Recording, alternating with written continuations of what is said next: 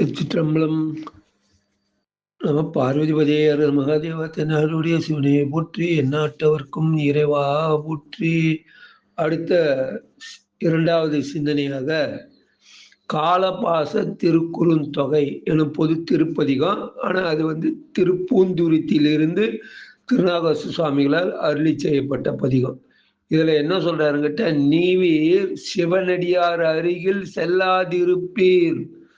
கூற்றுவனுடைய யாவலாளர்கள் கிட்ட சொல்றாரு. கூற்றுவன் ஆணையிட்டான், லிஸ்ட் கையில கொடுத்துட்டான். இன்னைக்கு இந்தந்த இடத்துக்கு போ, இந்தந்த உயிரெல்லாம் உடலை விட்டு நீங்க வேண்டிய காலம் விட்டது, நீக்கி கொண்டு வாங்க அப்படின்னு சொல்ற. அப்போ அது யாரோட உயிரெல்லாம் கொண்டு போகலாம் நீங்க அப்படின்னா, பெருமானை வழிபடாத உயிர்கள்லாம் அவர்கள் கொண்டு போவதற்கு உரிமை உடையவர்கள். ஆனா யாரை நெருங்கக்கூடாது, எடுத்து போக முடியாது அப்படின்னு கேட்டா, எம்பெருமானாகிய சிவபெருமானை தொடர்ந்து வழிபாடு செய்து வருகின்ற உயிரை கொண்டு செல்ல முடியாது. சிவலோகத்திலிருந்து சிவகணங்கள், சிவபூத கணங்கள் தான் கொண்டு போக முடியும். இங்க என்ன செய்யறாருன்னு கேட்டா, நீவே சிவனடியார் அருகில் செல்லாதிருப்பீர் என்றாரு. அதான் சொல்றாரு.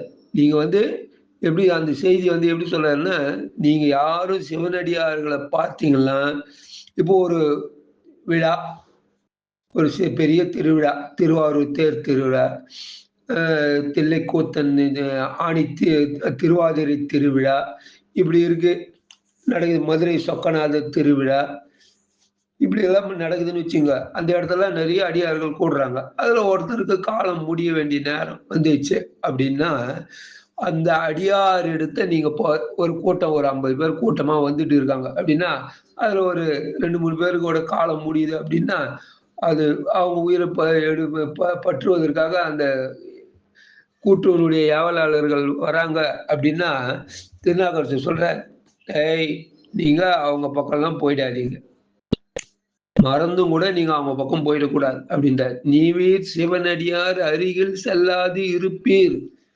ஏன்னு கேட்டா, காலனையே ஏற்கனவே உங்களுடைய தலைவனாக இருப்பவர் ஏற்கனவே என்ன செஞ்சாரு, கண்ணுதல் கடவுளால்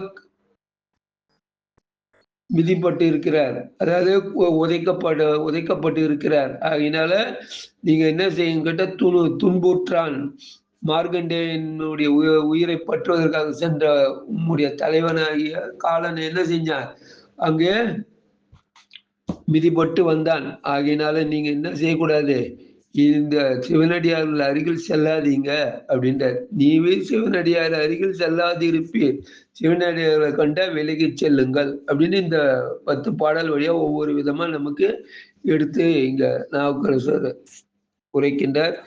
இதுல முதல் பாடல், கண்டுகொள்ள அறியானை கனிவித்து பண்டு நான் செய்த வாழிமை கேட்டீரேல், கொண்ட பாணி கொடுகொட்டு காலம் கை கொண்ட தொண்டரை துண்ணிலும் சூழலே. கண்டுகொள்ள அறியானை, கண்டுகொள்ள அறியானை அப்படின்னு சொல்றார். யாவராலும் காண்பதற்கு அரியவனாக இருக்கின்ற சிவபெருமான், யாவராலும் காண்பதற்கு அரியவனாக இருக்கின்ற சிவபெருமான், அந்த சிவபெருமானுக்கு நான் அடிமை அப்படின்றார். தன்னை சொல்றார்.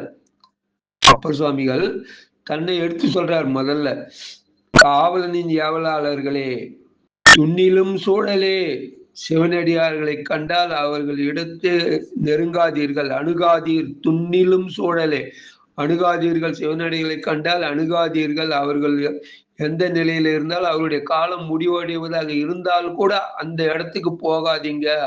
அவங்க சிவபூத கணங்கள் தான் அவங்கள கொண்டு போக முடியும். நீங்க நெருங்கினால் உங்களுக்கு துன்பம் விளையும் அப்படின்ற செய்தியை எடுத்து சொல்ல. துண்ணிலும் சூழலை அணுகாதீர்கள் அப்படின்ற. இந்த கண்டுகொள்ள அறியானை, காவலன் யாவலார்களே, யாவராலும் காண்பதற்கு அறிவனாக இருக்கக்கூடியவன் பரம்பொருள். அந்த பரம்பொருளின் அடிமை நானே. பண்டு நான் செய்த வாழிமை கேட்டீரேல், அவனுடைய பொருள் செயல் புகழையெல்லாம் பாடி கொண்டு இருந்தோம். பாழிமை அப்படின்னு சொல்ல. பாழிமைன்னா அடிமைத்திறம். நான் பெருமானிடத்தை கொண்டிருந்த அந்த அடிமைத்திறம், அதையெல்லாம் நீங்க நல்லா கேளுங்க. ஏன்னு கேட்டா, பெருமானிடத்தை நான் கொண்ட அந்த அடிமைத்திறத்தின் காரணமாக பெருமான் எனக்கு நிறைந்து அருள் செய்து கொண்டு இருக்கின்றார். ஆகையினால நான் சொல்வதை கேளுங்கள் அப்படின்ற. பண்டு நான் செய்த பாழிமை கேட்டீரேல் அப்படின்ற. பாழிமைன்னா அடிமைத்திறம் அப்படின்னு பொருள். கண்டுகொள்ள அறியான் அப்படின்னா யாவராலும் காணுதற்கு அறியவன் அப்படின்னு சொல்ல. கனிவித்து பண்டு நான் செய்த அந்த பெருமானத்தை நான் அடிமை செய்து கொண்டு அவனை நான் அடிமை செய்து கொண்டு அவனை பற்றி புகழ்ந்து பாடியதை, நான் பெருமானை போற்றி வழிபாடு செய்ததை எல்லாம் நன்கு கேளுங்கள். கொண்ட பாணி கொண்ட கொடுகொட்டி தாளம் கை கொண்ட தொண்டரை துண்ணிலும் சூழலே. பாணி அப்படின்னு சொன்னா இங்க என்ன பொருள் சொல்றாங்க அப்படின்னு கேட்டா, கொடுகொட்டின்னா பறை முழவு அப்படின்னு சொல்லுவாங்க. இங்க பாணின்றது பாட்டு. பாணின்றது பாட்டு அப்படின்னு கூட சொல்லலாம். கொடுகொட்டி அப்படின்னு சொன்னா சிவனோட நடனத்துல ஒன்று. அது ஒரு தாள வாத்தியமாகவும் அங்கே எடுத்துரைக்கப்படுகிறது. பெருமானுடைய திருநடத்திலிருந்து எழுந்த ஒலி அதுவே ஒரு ஒலிக்கருவியாக போற்றப்படுகிறது. அதுக்கு பேர் தான் கொடுகொட்டி. பெருமானுடைய 16 வகையான நடனங்கள்ல கொடுகொட்டி நடனமும் ஒன்று அப்படின்னு இங்க சொல்றாங்க. பறை முழவு கருவி அப்படின்னு சொல்லலாம் இந்த கொடுகொட்டி என்பதை. பாணி கொண்ட கொடுகொட்டி தாளம் கை கொண்ட பெருமானுடைய பொருள் சேர் புகழையெல்லாம் இறைவனுடைய அந்த புகழை பாடும் அடியார்கள் கைகளால் தாளமிட்டு கொண்டு கொடுகட்டி அதாவது முழவு கருவி முழவிசையோடு பாடல்கள் பாடிக்கொண்டு தாளமிட்டு கொண்டு பெருமானை போற்றி வழிபாடு செய்து கொண்டு செல்கிறார்கள். அப்படி செல்லுகின்ற அந்த தொண்டர்களை துண்ணிலும் சூழலே அத்தகைய அடியார்களிடத்து நீங்கள் அணுகாதீர்கள். அடியார்களை நீங்கள் அணுகாதீர்கள். அந்த அடியார் கூட்டத்துல யாருக்காவது காலம் முடிவடைகின்றது, உயிர் பிரிய வேண்டிய நேரம் வருகின்றது அப்படின்னா கூட நீங்க அங்க சென்று அந்த உயிரை பற்றக்கூடாது. அப்படி பற்றுவதற்காக நீங்கள் சென்றால் உங்கள் உயிர் பிரிந்துவிடும் அப்படின்ற ஒரு பயமுறுத்தல எடுத்து ஆணையிட்டு சொல்றார். நீங்க தயவு செய்து போயிடாதீங்க. பெருமானின் அடியார்களுக்கு முன் நீங்கள் செல்லாதீர்கள். சிவனடியார்களை கண்டால் விலகி செல்லுங்கள். அவர்களிடத்தை நெருங்காதீர்கள். நெருங்கி அவர்களை பற்றி செல்ல முயற்சி செய்யாதீர்கள். அவ்வாறு முயற்சி செய்தால் நீங்கள் தோல்வியை தழுவீர்கள் அப்படின்ற முறையில எடுத்து சொல்றார். ஆணையிட்டு சொல்றார், நீங்கள் செல்லாதீர்கள். நீவே சிவனடியார் அருகில் செல்லாது இருப்பீர்.